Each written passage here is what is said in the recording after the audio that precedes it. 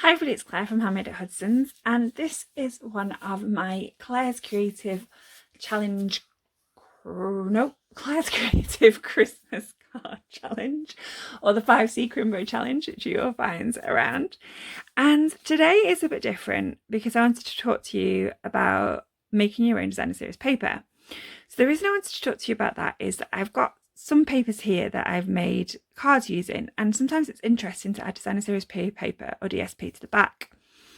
However, sometimes when it's outside of the Christmas catalogue, it can be difficult to find that paper. So on this one, this is retired, and this is the Snowman Season.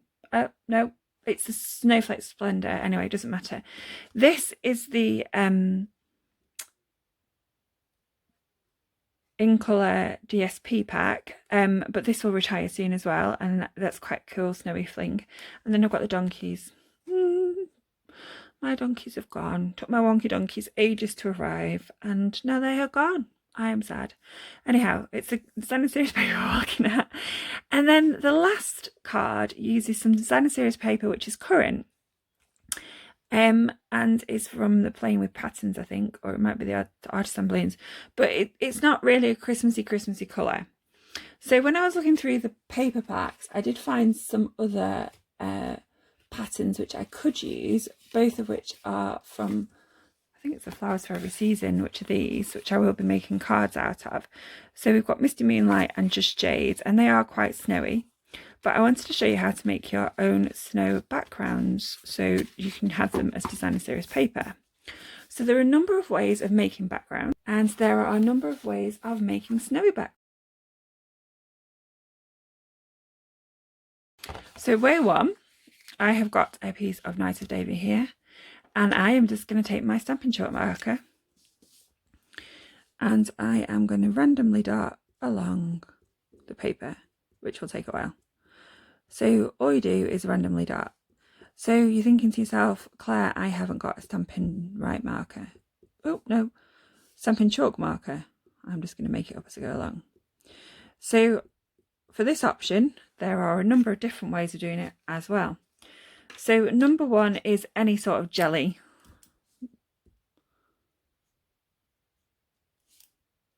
White pen you may work. And number two is, as I showed on a previous video, using your Whisper White stamp pad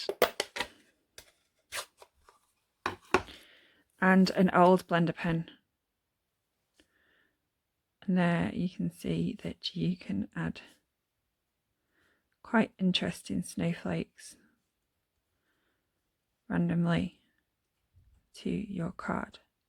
So then you would carry on doing that to the end, and then when it is finished, your piece of card will look like this.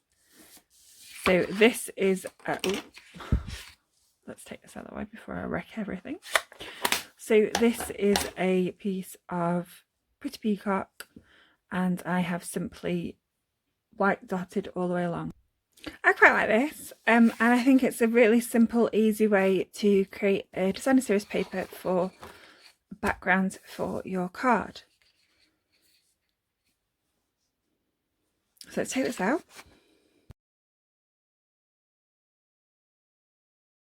So way two is tone on tone stamping. So here I have a gorgeous piece of Seaside Spray, and I am going to take the Seaside Spray ink, and this is an in colour, so it retires in June. So if you're watching this after June, and I'm failing miserably today to open things, sorry, it retires in May, so if you're watching after May, you won't be able to get this colour. And then all you're going to do is to take your snowflakes and to ink up and stamp on. And then you can just stamp these randomly and then just carry on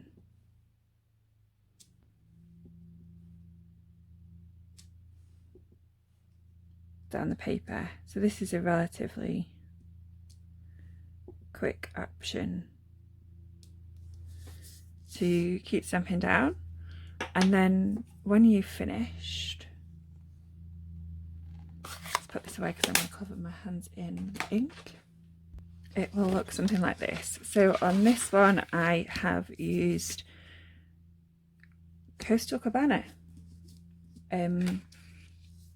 paper with Coastal Cabana ink, and then you can use that as a background, and I think the seaside spray looks really, really pretty, so I'll carry on with that later.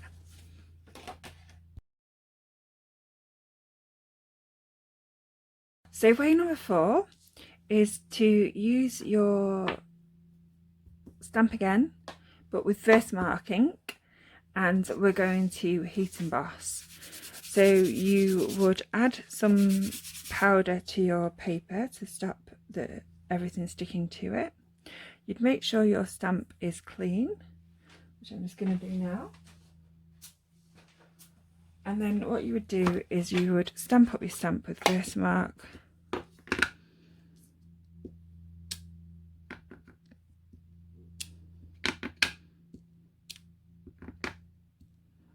And then randomly stamp your stamp.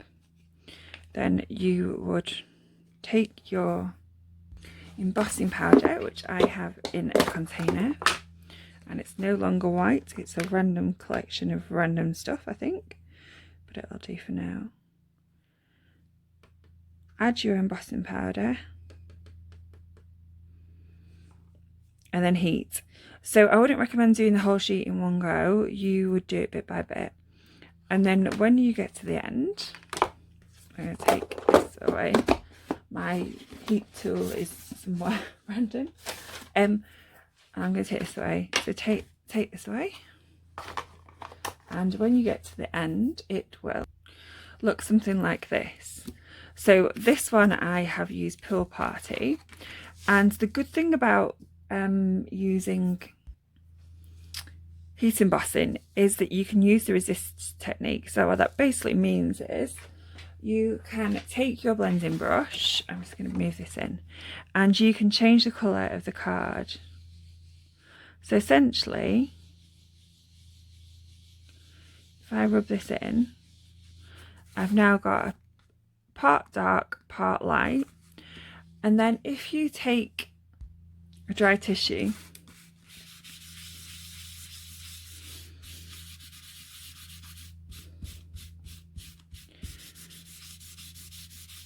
then you can take the ink off the snowflakes. So you could go down there and change lots of different colours, and that will look more like the snowflake designer series paper from the last mini catalogue. So that's heat embossing.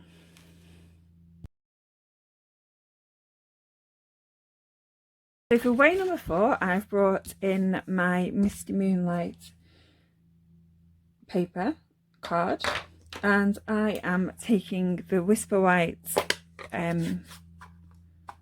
ink pad, and I am taking my ink pad again, sorry, my stamp again.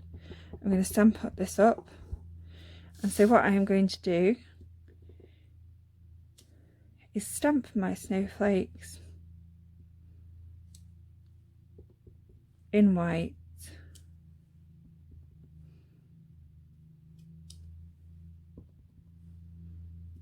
all the way down my card.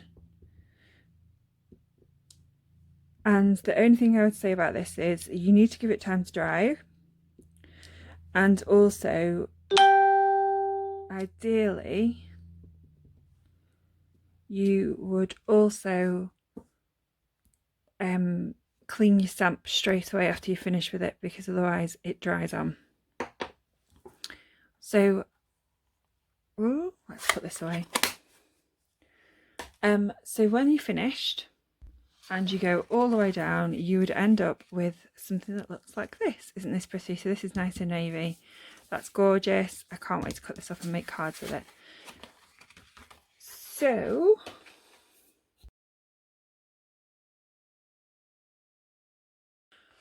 for way number 5, we are about to get messy. And I mean messy. It goes all over me, all over the dog, all over everywhere. So for this technique, I suggest that you cover up anything that you do not want to be covered in ink. So let's open this up. So I'm going to cover my fresh paper with some old stuff. So for this, you will need the pigment ink re-inker. Now, previously, as with all our other pads, the craft stamping pad came inked, apart from now it doesn't. So it comes with a re-inker, which is perfect because you can do tricks and things with the re-inker as well as just re-inking the ink pad. So for this technique, you would take a tiny bit of ink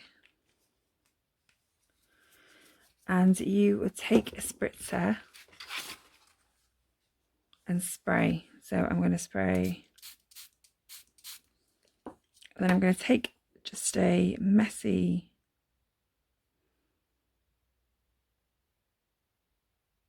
paintbrush and just mix that in. And now's the fun part, because this goes everywhere, and we're going to flick. This is super cool. I've been doing loads of techniques with this. I tend to do all of my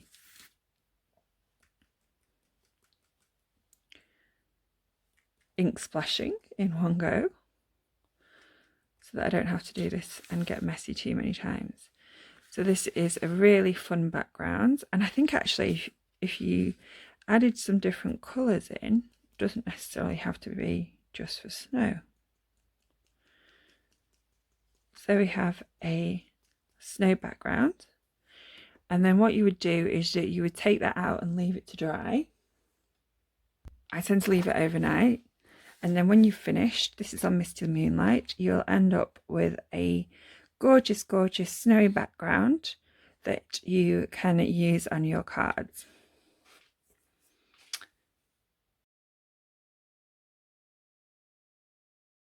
Okay, so way number 5 is pretty similar to way number 4, which is why I've still got my mess out, and it involves this. So this is the Frost White ink, multi-purpose ink, and what I'm going to do is I'm just going to add a little bit, and I've added too much, so I am going to be making a few of these, I think. And I again I'm going to add water, and I'm just going to mix that in, and I'm trying to make it thinner. And then again I am going to flick this. Now again with this, if you want to, you can change the colour, so you can make it not just for snow but anything. I think the butterflies on these backgrounds will look beautiful, and then you would just keep going until you've got enough spray, tapping until you feel like you've got enough spray on your snow background.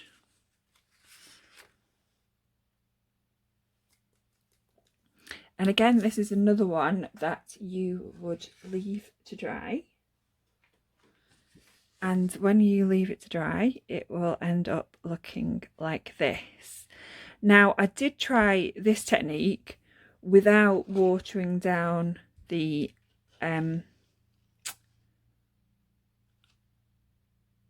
ink, and I ended up with this. So it's a little bit more blobby. And also, if you look from the side, it's got more bumps and texture, whereas this is a bit more flat like the white one. But both of them give some gorgeous shine. And as I said, this is not just necessarily for snow, you can also use this as a background technique. So to recap, these are the ones that we've made. We've made this dots with the Stampin' chalk marker. We've done tonal with the stamp. We have done craft white using the stamp. We have done heat embossing using the stamp, Versamark and heat embossing powder.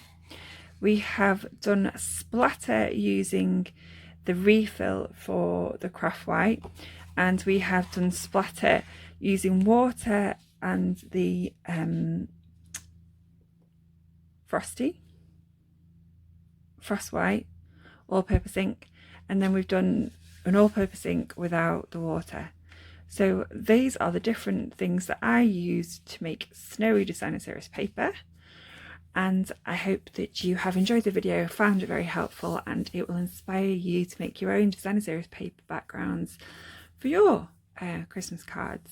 So I will be back next time with a actual how I use these inspiration video.